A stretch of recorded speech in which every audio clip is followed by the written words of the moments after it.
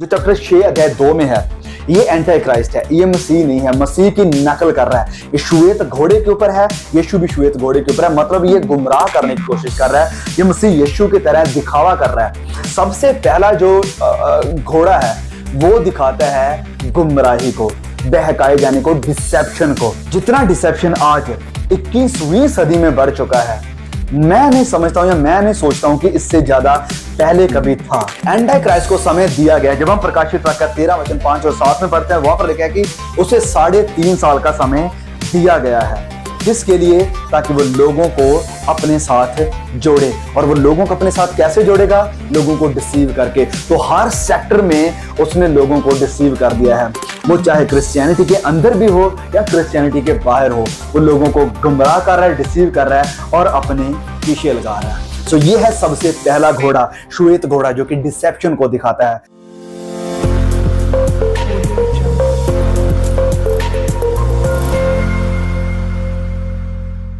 मसीह यीशु में एक बार फिर से आप सभी को सलाम, जय मसीह की, प्रेज़ द लॉर्ड। सो प्रकाशित वाक्य अध्याय 6 की हम स्टडी कर रहे हैं। पिछले एपिसोड में जो इसी चैप्टर 6 का पार्ट 1 था, उसमें हमने बात करी थी श्वेत घोड़े की, और उसमें मैंने आखिर में ये बात करी थी, और मुझे पता कई लोगों को ये बात शायद क्लियर समझ में नहीं हो, लेकिन मैं इसे समझाना चाहता हूँ इससे पहले कि हम जो नेक्स्ट घोड़ा है जो कि है रेड कलर का, उसके बारे में बात करने से पहले बात मैं थोड़ी सी करना चाहूंगा श्वेत घोड़े के बारे में। कि वो मैंने जैसे कहा था कि वो एंटी क्राइस्ट है, मसीह विरोधी है, और श्वेत घोड़ा दर्शाता है डिसेप्शन को, वो डिसीव करेगा लोगों को। और मैंने कहा था कि उससे अभी को रोक रखा है। तो किसने रोक रखा है? मैंने कहा कि स्वर्गदूत उसे रोक कर रखे हैं। कुछ लोग कहते हैं कि पवित्र आत्मा, लोग कहते हैं कि पवित्र आत्मा हट जाएगा फिर एंटी क्राइस्ट आएगा। नहीं, जब एंटी क्राइस्ट आएगा तो वो लोगों के ऊपर, मसीह के ऊपर अत्याचार करेगा, और मसीह लोग कैसे उसका सामना कर पाएंगे? वहां वचन जब चैप्टर 13 को आराम से बैठकर पढ़िए, प्रकाशित वाक्य 13, वहां पर लिखा है कि वो परमेश्वर के संतों के ऊपर, लोगों के ऊपर जीत पाएगा, जय पाएगा। सो मसीह लोग कैसे उसका सामना कर पाएंगे अगर उनके अंदर परमेश्वर का आत्मा ही उन्हें ताकत, उन्हें बल नहीं देगा? पवित्र आत्मा मददगार है, अगर मददगार ही नहीं है तो कोई कैसे शैतान का सामना कर पाएगा? सो क्लियरली वो पवित्र आत्मा नहीं है, वो स्वर्गदूत है जो उसे रोके हुए है। सो अगर आपने वो एपिसोड नहीं देखा तो इसे अभी रोक दें, सबसे पहले पार्ट 1 को देखें जाकर, ताकि उसके बिना हम आप इस चैप्टर को नहीं समझ पाएंगे। ओके, तो आगे बढ़ते हैं हम वचन 3 में। वचन 3 में यहां पर लिखा है, जब उसने दूसरी मोहर खोली तो मैंने दूसरे प्राणी को ये कहते हुए सुना, आ। फिर एक और घोड़ा निकला जो लाल रंग का था, और उसके सवार को ये अधिकार दिया गया कि पृथ्वी पर से मेल उठा ले, ताकि लोग एक दूसरे का वध करें, और उसे एक बड़ी तलवार दी गई। उसे एक बड़ी तलवार दी गई। सो लास्ट एपिसोड में मैंने ये बात करी थी कि चैप्टर 6 जो प्रकाशित वाक्य का है और मत्ती अध्याय 24, ये दोनों सेम है। आप इन्हें एक साइड बाय साइड रखकर कंपेयर कर सकते हैं। सो चैप्टर 6 के अध्याय 2 में जब श्वेत घोड़े की बात होती है तो डिसेप्शन को दिखाता है। प्रभु यीशु ने मत्ती अध्याय 24 और उसके वचन 4 में सबसे पहले यही कहा था कि कोई तुम्हें गुमराह न करे, मेरे नाम से बहुत सारे लोग आएंगे। अब जब यहां पर बात हो रही है लाल घोड़े की, तो लाल सबसे पहले किस चीज को दिखाता है? वेल, जो लाल कलर है वो दिखाता है ब्लड को। The red is called blood. और यस, इस बात को मैं साबित करता हूं इसी वचन से, क्योंकि वचन में यहां पर लिखा है कि मेल को उठा ले। मेल यानी लोगों में जो मिलाप है, इंग्लिश में लिखा है टेकन द पीस, जो पीस है, जो शांति है, उसे उठा लिया जाएगा। तो फिर शांति को अगर उठा लिया जाएगा तो क्या होगा? लहू ही बहेगा। और यही बात आगे भी लिखी है कि तलवार दी गई कि एक दूसरे का वध करें, वध होगा, लहू बहेगा। तो जो लाल घोड़ा है वो लहू को दर्शाता है। और ओके, जैसे मैंने कहा मत्ती अध्याय 24 साइड बाय साइड कंपेयर करते हैं, तो क्या मत्ती अध्याय 24 में इसका कुछ जिक्र है? बिल्कुल है। तो गुमराही की बात करने के बाद प्रभु यीशु ने जब कहा कि वो लोग कहेंगे कि मैं मसीह और बहुतों को गुमराह करेंगे, फिर वचन 6 में आगे लिखा है, तुम लड़ाइयों और लड़ाइयों की चर्चा सुनोगे, लेकिन घबरा ना जाना, क्योंकि इनका होना जरूरी है, परंतु उस समय अंत नहीं होगा। लड़ाइयों और लड़ाइयों की आवाजें सुनोगे या चर्चा सुनोगे, शांति को उठा लिया जाएगा, जो पीस है, मिलाप है, वो उठ जाएगा। और वचन प्रकाशित वाक्य 6 में लिखा है कि एक दूसरे का लोग वध करेंगे। यहां मत्ती 24:5-6 में लिखा है कि लड़ाइयां और लड़ाइयों की चर्चा सुनोगे। ये जो हमारी 20th सेंचुरी की शुरुआत हुई, 19th सेंचुरी की, जब 20th सेंचुरी की शुरुआत से पहले लोगों के अंदर पीस ट्रीटी आ गई, लोगों ने शांति का, मिलाप का एक समझौता कर लिया। लेकिन उन्हें नहीं पता था कि ये जो 20वीं सदी शुरू होने जा रही है, this is going to be the bloodiest century ever we have seen, कि ये एक ऐसी सदी, एक ऐसा समय होने वाला है जिसके अंदर इतना खून बहेगा जितना कि हमने सोचा भी नहीं होगा। सबसे पहले 20वीं सदी की शुरुआत होते ही पहला वर्ल्ड वॉर होता है, पहला विश्व युद्ध होता है। फिर 1940 को दूसरा विश्व युद्ध शुरू हो जाता है जब हिटलर आता है सीन पर। तो इतना खून बहा इन दोनों युद्धों में कि इन्हें वर्ल्ड वॉर कहा गया है, विश्व युद्ध कहा गया है। और इस 20वीं सेंचुरी से पहले कभी भी विश्व युद्ध नहीं हुआ है।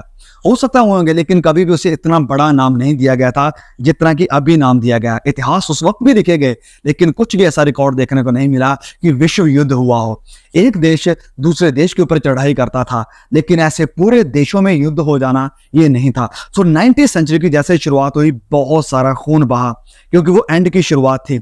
अगर बात करें आज के समय की, तो आज के समय में जो अबॉर्शन है उसे लीगलाइज किया गया है, और अबॉर्शन के थ्रू जितनी मौतें हुई और जितना लहू बहा है, जो डाटा एनालिसिस्ट हैं वो कहते हैं कि उतना लड़ाइयों और युद्ध से भी नहीं बहाया जितना अबॉर्शन के थ्रू बहा गया है। तो ये सब क्या है? ब्लड शेड, लहू का बहा जाना। लाल घोड़ा पूरे दौड़ के साथ, पूरी रफ्तार में अपना काम कर रहा है।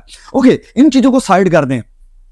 जो मेन लाइन न्यूज चैनल हैं, जो बड़े बड़े मेन लाइन न्यूज चैनल हैं, वहां पर हम जानते हैं कि वो प्रोपेगेंडा के तहत काम कर रहे हैं, और जो भी चीजें गलत हो रही हैं वो उन्हें कभी नहीं दिखाएंगे। वो सिर्फ वही दिखा रहे हैं जो चीजें अच्छी हैं, जो नेगेटिव हैं उन्हें नहीं लेकर आते हैं। लेकिन अगर आप लोकल जो रीजनल न्यूज चैनल हैं, जैसे मैं पंजाब से हूँ, और जो पंजाब के न्यूज चैनल हैं, जब मैं वहां पर देखता हूँ, मैं फेसबुक को यूज करता हूँ मेनली किस लिए? न्यूज देखने के लिए।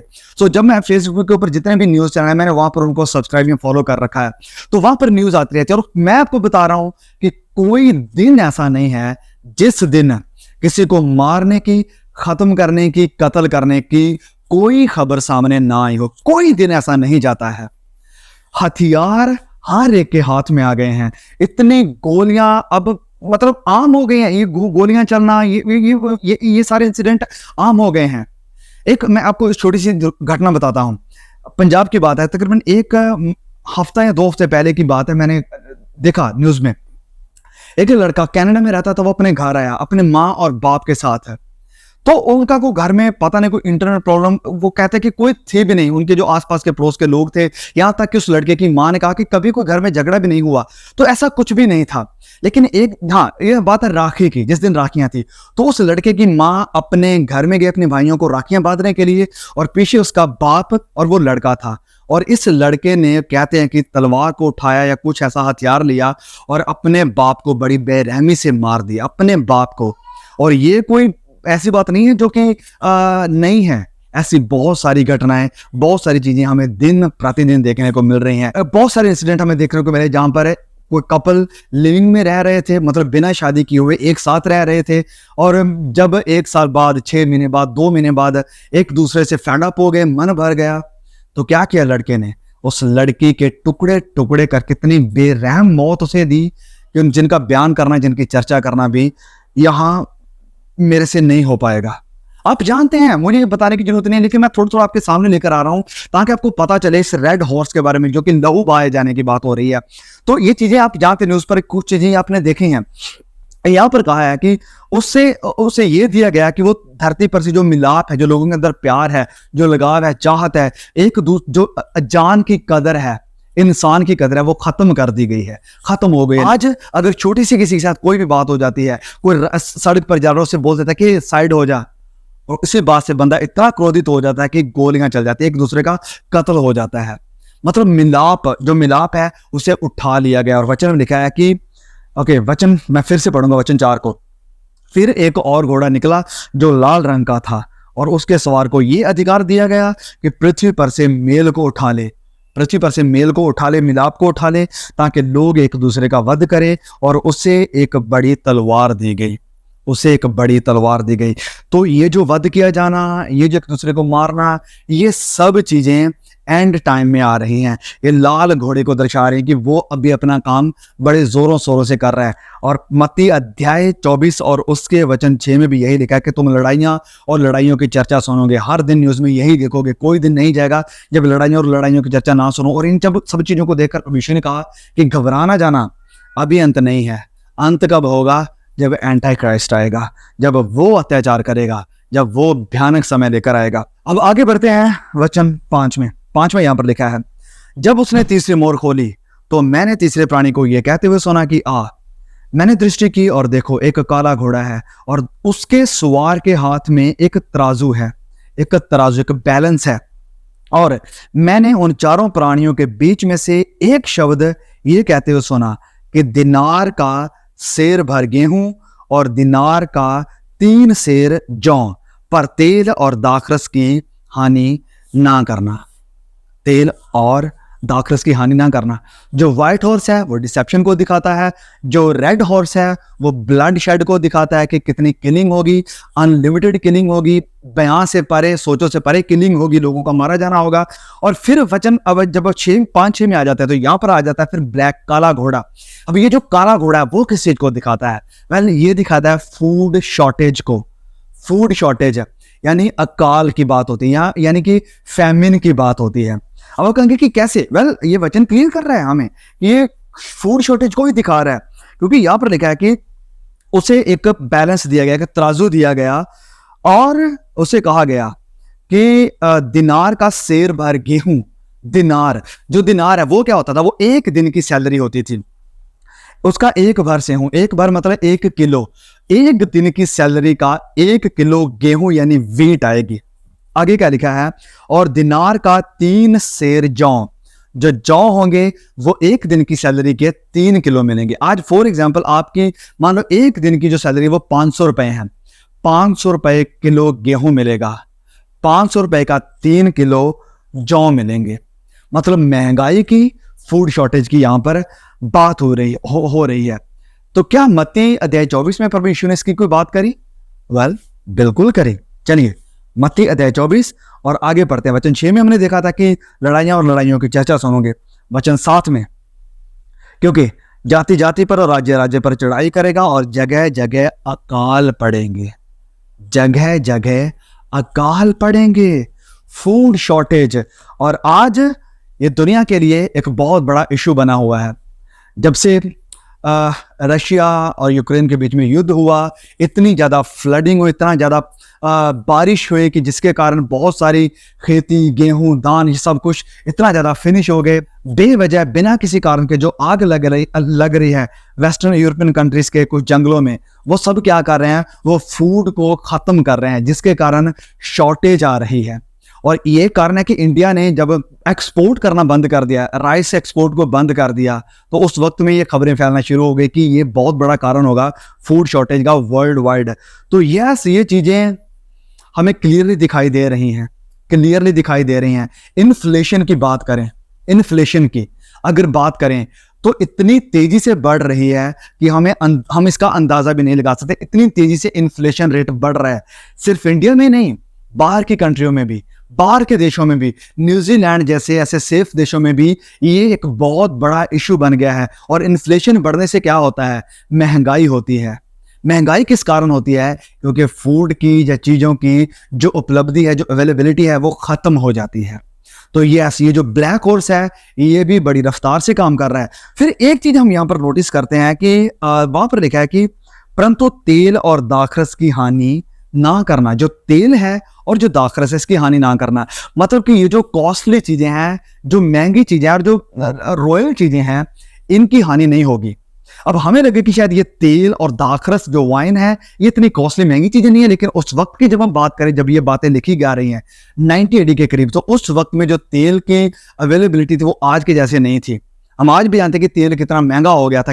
उसका आज से 2 साल पहले रेट क्या था और आज का रेट अगर हम चेक करें तो यहाँ पर लिखा है कि तेल और दाखरस की हानि नहीं होगी। मतलब जो अच्छी चीजें हैं जिन्हें जो अमीर लोग खरीद सकते हैं उसकी हानि नहीं होगी। मतलब क्या है कि जो गरीब होगा वो गरीब होता जाएगा और जो अमीर होगा वो अमीर होता जाएगा।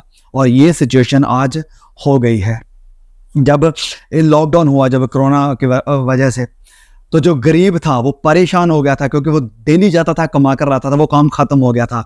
लेकिन उसी वक्त के बीच में, उस कोरोना काल के बीच में, कुछ ऐसे जो बिजनेसमैन थे बड़े बड़े, आप जानते हैं उनके नाम, वो ग्रो हो गए उस वक्त में जब पूरी दुनिया बंद हो गई थी। उस वक्त में वो ग्रो हो गए। सो कहने का क्या मतलब, जो गरीब है वो गरीब होगा, जो अमीर है वो अमीर होगा। ये अंतिम समय के बारे में भविष्यवाणी करी थी। और तो ये थी तीसरे घोड़े के बारे में बात।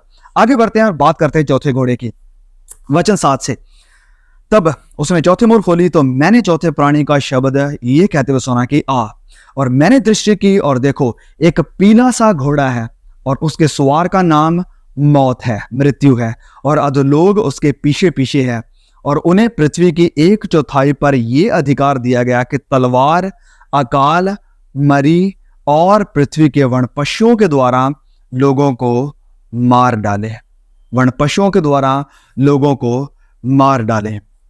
अब यहां पर बात हो रही है पेल हॉर्स की, एक पीले घोड़े की। अब ये जो यहां पर जब हम एंड में आ रहे हैं, वचन 8 के आखिर में यहां पर लिखा है कि 4 वेपन होंगे, 4 हथियार है जिनके द्वारा लोगों को मारा जाएगा। 1/4 दुनिया का, जो पृथ्वी का 1/4 जो हिस्सा होगा उसे खत्म किया जाएगा। कौन से हथियारों के द्वारा? 4 हथियार यहां पर यूज किए जाएंगे, और इनका जिक्र यस इज़ेकियल की किताब में हमें देखने को मिलता है। इज़ेकियल अध्याय 14 वचन 21 को ध्यान से सुने। क्योंकि प्रभु यहोवा यूं कहता है कि मैं यरूशलेम पर अपने चारों दंड पहुंचाऊंगा, चारों दंड पहुंचाऊंगा, जिनका जिक्र प्रकाशित वाक्य 6 में हमें देखने को मिला है। ओके, चारों दंड पहुंचाऊंगा। कौन कौन से वो दंड है, कौन कौन से वो 4 वेपन है जिनकी बात हुई है? तलवार, अकाल, दुष्ट जंतु और मरी। तलवार, अकाल, दुष्ट जंतु, जंतुओं के द्वारा, पशुओं के द्वारा, और मरी। क्या प्रकाशित वाक्य 6 में भी ऐसा ही है? यस, बिल्कुल। यहां पर लिखा है, फिर से सुने, उसका नाम मृत्यु है और अधोलोक उसके पीछे पीछे है, और पृथ्वी की 1/4 पर यह अधिकार दिया गया कि तलवार, अकाल और मरी और पृथ्वी के वन पशुओं के द्वारा लोगों को मार डालें। ये 4 वेपन इस्तेमाल होंगे। तो ये जो घोड़ा है, पीला घोड़ा, पेल हॉर्स, इसका क्या मतलब है? ये किस चीज को दिखाता है? वेल, ये दिखाता है बीमारियों को और महामारियों को। जब हम पढ़ते हैं लूका अध्याय 21 और उसके वचन 11 में यही सेम बात लिखी है। महामारियों के द्वारा खत्म किए जाने का जिक्र हमें देखने को मिलता है। सो यस, अब हमने इन 4 घोड़ों का जिक्र देख लिया। तो ये पहला घोड़ा है श्वेत, डिसेप्शन के द्वारा लोगों को मारेगा। जो दूसरा है लाल, वहां पर जो शांति मिला पे उठा लिया जाएगा, लोग खुद एक दूसरे को मारकर खत्म हो जाएंगे। जो तीसरा है वो है फेमिन, यानी जो ब्लैक, काला घोड़ा है, वो भूखमरी के साथ लोगों को मारेगा। और जो चौथा पेल हॉर्स है, उसमें क्या होगा कि 4 हथियार यूज होंगे, और साथ साथ बीमारियां, महामारियों के द्वारा भी परमेश्वर लोगों को, या चौथा घोड़ा लोगों को मारेगा। हम जानते हैं बीमारियां आज इतनी ज्यादा बढ़ गई हैं, महामारियां ऐसी हैं कि जिसने बहुत सारे लोगों को खत्म कर दिया। ओके, तो यहां पर ये 4 घोड़ों का जो जिक्र है वो खत्म होता है। आगे बढ़ते हैं 5th सील की तरफ। ओके, तो मुझे पता है कि अगर ये जो अभी 5वीं और 6ठी जो मोहर है वो खुलने वाली है, अगर मैंने एक्सप्लेन करने लगा तो बहुत टाइम चाहिए उसके लिए भी। तो मैं इस वीडियो को, इस मैसेज को यहीं पर रोकूंगा। हम कंटिन्यू करेंगे चैप्टर 6 के पार्ट 3 में, इस 6ठी, 5वीं और 6ठी सील को। तब तक के लिए चैनल के साथ बने रहिए, और इस एपिसोड को भी जरूर लोगों के साथ शेयर करें। पहला एपिसोड नहीं देखा, पहला जो पार्ट है इसी चैप्टर 6 का नहीं देखा है, प्लीज जाइए और उसे भी जरूर देखना। परमेश्वर जरूर आपको ब्लेस करेंगे। God bless you. Please share the message. आमीन। सी यू अगेन।